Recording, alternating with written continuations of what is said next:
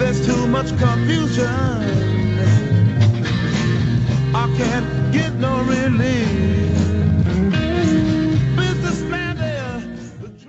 To recap, 35 minutes ago, no, exactly 37 minutes ago, the House passed, under threat of economic terrorism, where the plunge protection team didn't bail out the stock market as they do daily, and so it plunged $1.2 trillion plus in one day on Monday. That terrorizing didn't work. Still 90+% against the banker empowerment bill. The economic takeover bill. We're going to the congressman here in just a moment. I want to recap all this. This is historic. I want to get his take on it and how we stop it and turn it around. And then they told Congress, they said, you pass this or physical martial law will come. They were told this last night and today, and the House passed it under duress. This ties into everything we've seen, the clearly launched White House anthrax attacks on Congress. Folks, my life's in danger. I'm getting death threats every day now. Other people are. This is happening. You understand? This is red level.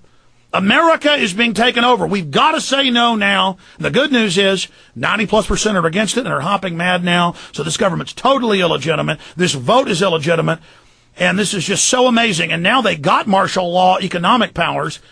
It's right there in the bill in the subsections for the private bankers. This only protects them, not the people.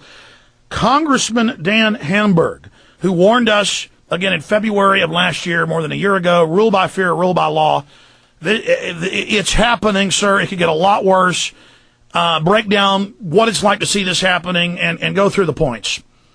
Well, this is not something that really should surprise people, but I think the heartening thing is that the calls that were going into congressional offices were, anywhere from 50 to 100 to 1 against this. So I think it's clear that people are finally waking up to the loss of the Constitution, the loss of sovereignty, and also the way this government has set things up in the way they have in order to systematically tank the economy. Now, the thing that I'm looking at now, we've got 30 days until a presidential election.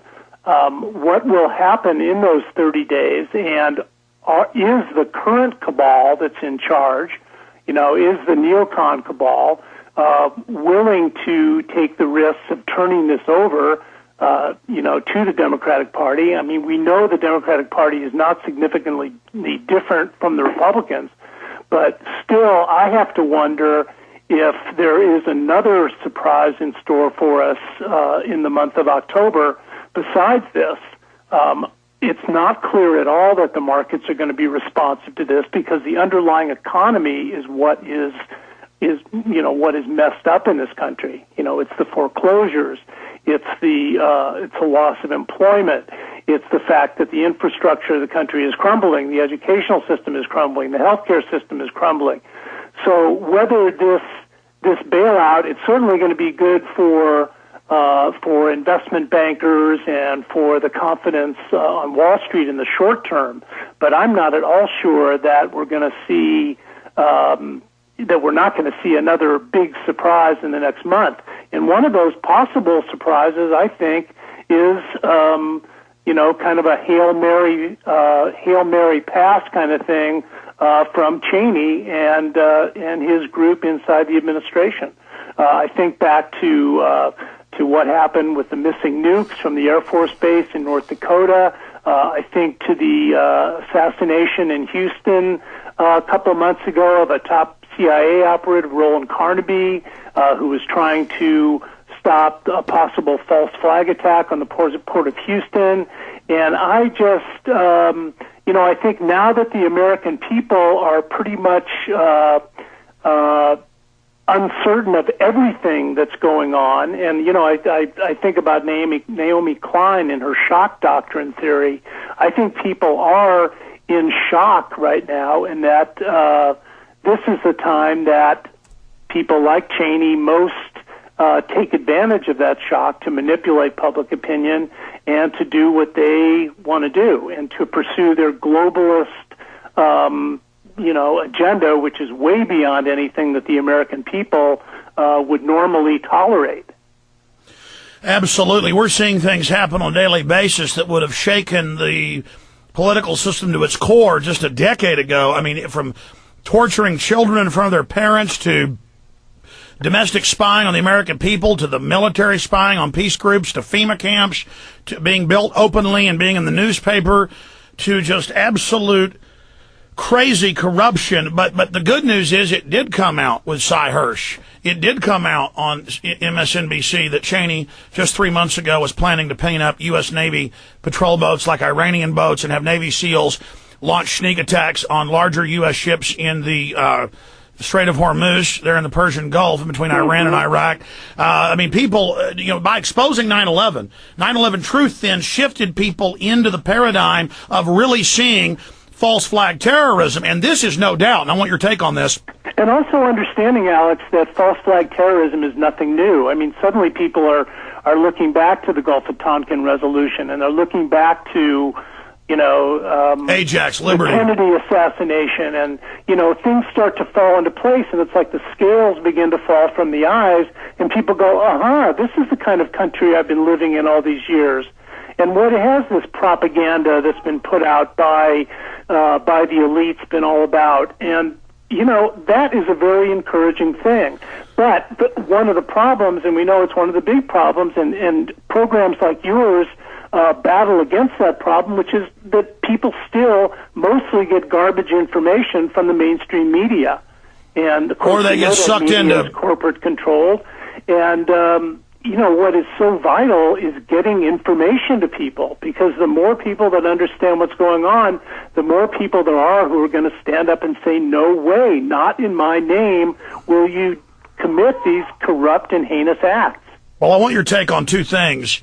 A, is this not incredibly revealing and a huge wake-up call? And that's what we're seeing. If people are already waking up and already angry, they are really waking up now and are really upset to the fact that on average, 95%, according to the polls, congressmen and women have said they'll get 2,000, 3,000, 9,000 in one senator from California saying no to the bailout, and it still happens. That's revealing that this establishment doesn't care what the people want or what the people say or even what is constitutional. And then secondarily, I want your comment on that, and secondarily, we have open economic terrorism since when did presidents and secretaries of Treasury and Democratic leaders scream, "You better give us this power and do the bailout or there'll be a depression"? That is pure economic terrorism. Yeah, but we're getting used to that, because that's the kind of thing that they did to get us into the Iraq War, and that's the kind of thing they do to when Katrina's hit by a hurricane. What they do is to keep us in a state of shock and confusion. And I'm really disappointed actually this morning to see 271 votes in favor of this bailout, in spite of the fact, as you've said, that there was, just overwhelming opposition to it on the part of the constituents. And what it means is that the electoral system is now so compromised that many of these members who went ahead and voted for this, in spite of the fact that their constituents were dead against it, are in districts that are considered safe enough for them to make these kind of votes without suffering repercussion at the polls. I mean, I think what we'll see is that a lot of people aren't going to turn out and vote, because they're going to go, this government is too corrupt, and they'll just say, well, I just won't vote this year for a member of Congress who would betray me in this sense. But I don't see where it's going to mean a substantial shift in governance in the country. I mean, I don't think the next Congress is going to be significantly different than this one, because of this particular vote or because of a series of bad votes which have happened over the past several years. Congressman, I want to finish playing this clip. You haven't had a chance to hear it, and then I'll let you finish what you were saying. This is the congressman, and he's coming up, Congressman Brad Sherman, next hour. This is what he said other members of Congress were told: physical martial law in America if they didn't pass this. Okay, this is official. Here it is. The only way they can pass this bill is by creating and sustaining a panic atmosphere. that atmosphere is not justified. Many of us were told in private conversations that if we voted against this bill on Monday, that the sky would fall, the market would drop 2,000 or 3,000 points the first day, another couple thousand the second day, and a few members were even told that there would be martial law in America if we voted no.